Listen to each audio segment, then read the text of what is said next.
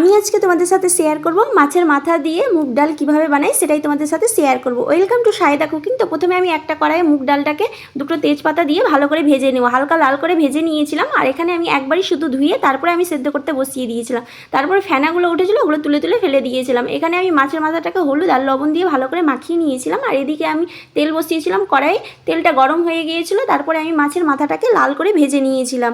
এদিকে আমার কিন্তু ডালটা সেদ্ধ হয়ে গিয়েছিল প্রায়। তো এখানে আমি হলুদ দিয়ে দিয়েছিলাম, তারপরে আমি একটু ফুটিয়ে তারপরে নামিয়ে নিয়েছিলাম। তারপরে মাছের মাথা ভাজার তেলটা আমি এখানে দিয়ে দিয়েছিলাম। ওখানে আমি গোটা জিরা আর দিয়েছিলাম শুকনো লঙ্কা। তো লাল করে ভেজে নেওয়ার পর তারপরে আমি পেঁয়াজের পেস্ট, আদা রসুনের পেস্ট, জিরে গুঁড়ো, ধনে গুঁড়ো, তারপরে লঙ্কার গুঁড়ো দিয়ে একটু কষিয়ে তারপরে আমি টমেটো দিয়েছিলাম। তারপরে হলুদ দেওয়ার পর তারপরে দিয়েছিলাম লবণ আর অল্প একটু চিনি দিয়েছিলাম। তো একটু 2-3 মিনিট কষিয়ে নেওয়ার পর তারপরে আমি জল দিয়ে এটাকে মশলাটাকে ভালো করে কষা হয়ে যাবে। তারপরে এখানে তেল ছেড়ে দিয়েছিল মশলাটা, তারপরে আমি মাছের মাথাটা ভেঙে এখানে দিয়ে দিয়েছিলাম।